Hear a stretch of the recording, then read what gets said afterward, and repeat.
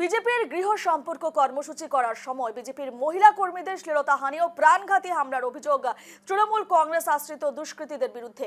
কর্মসূচিতে যোগ দেওয়ায় বিজেপির বুথ সভাপতির বাড়িতেও চড়াও হয়ে বুথ সভাপতি ও তার স্ত্রীকে মারধর করার অভিযোগ তৃণমূল কংগ্রেস আশ্রিত দুষ্কৃতিকারীদের বিরুদ্ধে। দোষীদের গ্রেফতারের দাবিতে রামপুরহাট থানার সামনে অবস্থান বিক্ষোভ বিজেপির কর্মী ও সমর্থকদের। বীরভূমের রামপুরহাট বিধানসভার দাঁতপুর গ্রামে 54 নম্বর বুথে বিজেপির গৃহ সম্পর্ক কর্মসূচি চলছিল। ঠিক সেই সময় বিজেপির মহিলা কর্মীদের ধাক্কাধাক্কি করে তৃণমূল কংগ্রেসের পুরুষ কর্মীরা। বিজেপির অভিযোগ যে দাঁতপুর গ্রামের সাবের আলী, লাকি শেখ, পল্টু শেখের নেতৃত্বে শতাধিক তৃণমূল কংগ্রেসের কর্মী ও সমর্থক তাদের ওপর চড়াও হয়। বিজেপির মহিলা কর্মীদের কটূক্তি করে, তাদের ধাক্কাধাক্কি করা হয়, এমনকি প্রাণঘাতী হামলা চালানো হয় বলে অভিযোগ। এদিকে ঘটনাটি জানিয়ে রামপুরহাট থানায় লিখিত অভিযোগ দায়ের করেন বিজেপির মহিলা কর্মী। তারপরেই দোষীদের গ্রেফতারের দাবিতে রামপুরহাট থানার অবস্থান বিক্ষোভ শুরু করে বিজেপি কর্মী ও সমর্থকরা। এদিনের অবস্থান বিক্ষোভে সামিল হন বিজেপির বীরভূম জেলা সভাপতি উদয় শঙ্কর ব্যানার্জি, বিজেপির বীরভূম জেলার প্রাক্তন সভাপতি ধ্রুব সাহা সহ বিজেপির কর্মী ও সমর্থকরা।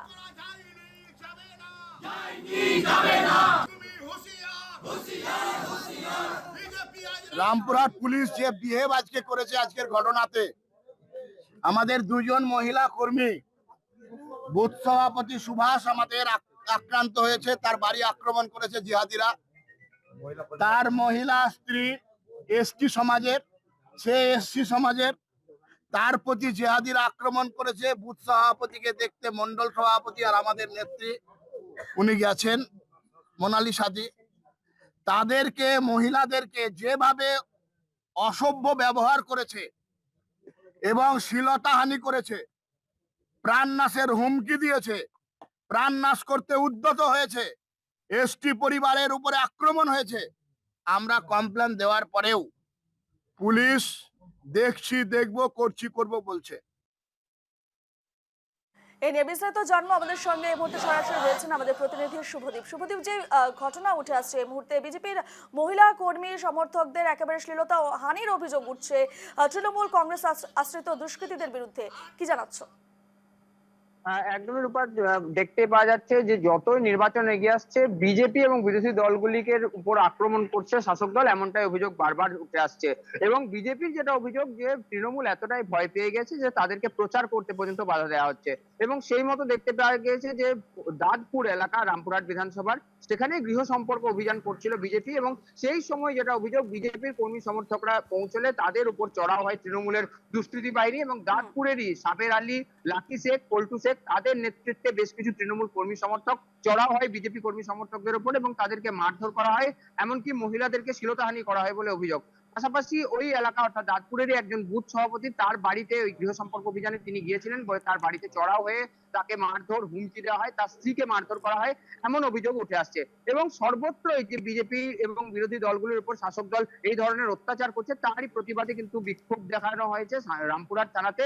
এবং বিজেপির যে বীরভূম জেলা সাংগঠনিক সভাপতি উদয় শঙ্কর ব্যানার্জি এবং প্রাক্তন সভাপতি ধ্রুব সাহা, তারা কিন্তু রামপুরহাট থানার সামনে অবস্থান বিক্ষোভে বসে থাকেন এবং দীর্ঘ সময় ধরে তারা কিন্তু এই বিক্ষোভ দেখাতে থাকেন। এবং তারা যেটা বারবার অভিযোগ করছেন যে এই ধরনের ঘটনা শাসক দলের আশ্রিত দুষ্কৃতীরা করছে, শাসক দলের যে উচ্চ নেতৃত্ব রয়েছে তাদের নির্দেশে করা হচ্ছে এবং পুলিশ ও প্রশাসন সম্পূর্ণভাবে নির্বিকার থাকছে, কোন রকম ব্যবস্থা গ্রহণ করা হচ্ছে না। উল্টে বিজেপি কর্মীদের উপরই কিন্তু আরো প্রশাসনিক স্তর থেকে অত্যাচার নেমে আসছে।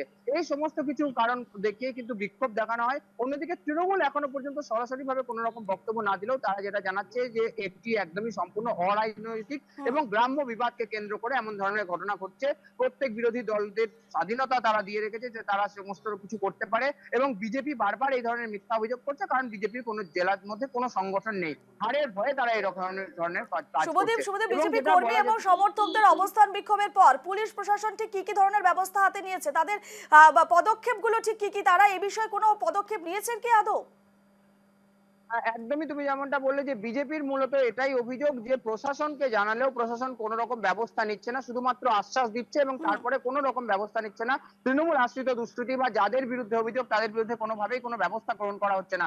অর্থাৎ ঘটনার প্রায় 12 ঘন্টা পেরিয়ে গেলেও অভিযোগ দায়ের হয়ে গিয়েছে, এখনো পর্যন্ত কিন্তু এই বিষয়ে কোনো রকম পদক্ষেপ করেনি পুলিশ, এমনটাই অভিযোগ করা হচ্ছে বিজেপির তরফে। অন্যদিকে পুলিশ কর্তাদের তরফে জানানো হয়েছে আইন শৃঙ্খলা যাতে অবনতি না হয় তাই ওই এলাকাতে এবং অপ্রীতিকর ঘটনা এড়াতে ওই এলাকাতে কিন্তু পুলিশ মোতায়েন করা হয়েছে এবং পার্শ্ববর্তী যে ঘটনা ঘটেছে অর্থাৎ এই যে অশান্তি, শ্লীলতাহানি বা মারধরের যে ঘটনা তার পিছনে অন্য কি কারণ রয়েছে নাকি এটি রাজনৈতিক কারণ সে বিষয়ে খতিয়ে দেখা হচ্ছে। তবে সব মিলিয়ে যেটা বলা যেতেই পারে যে বিজেপি এবং বিরোধী দলগুলির যেটা অভিযোগ যে প্রশাসন কিন্তু নিষ্ক্রিয় থাকছে শাসক দলের দুষ্কৃতীদের ক্ষেত্রে, সেটা কিন্তু এক চোখে একদম প্রমাণ হয়ে যাচ্ছে, এটা বলার অপেক্ষা রাখে না। রূপা। একদমই শুভদীপ, তুমি যেমনটাই বললে যে ধরনের প্রশাসনের পদক্ষেপ অর্থাৎ তাদের কোনো হেলদোল নেই, বারবার তাদের কাছে অভিযোগ জানানোর পরও কিন্তু তারা কোনো ধরনের পদক্ষেপ নিচ্ছে না। আদৌ এই ঘটনার সঙ্গে কে বা কারা জড়িত রয়েছে, আর যদি তৃণমূল আশ্রিত দুষ্কৃতী হয় তাদের বিরুদ্ধেই বা কেন কোনো পদক্ষেপ নিচ্ছে না, কেন তাদেরকে ডেকে জিজ্ঞাসাবাদ করা হচ্ছে না, এই ধরনের একাধিক প্রশ্ন এই মুহূর্তে উঠছে প্রত্যেকের মনে। সে জায়গায় দাঁড়িয়ে পুলিশ প্রশাসনের, তৃণমূল সরকারের পুলিশ প্রশাসনের ভূমিকা নিয়ে উঠছে একাধিক প্রশ্ন। ধন্যবাদ তোমাকে শুভদীপ।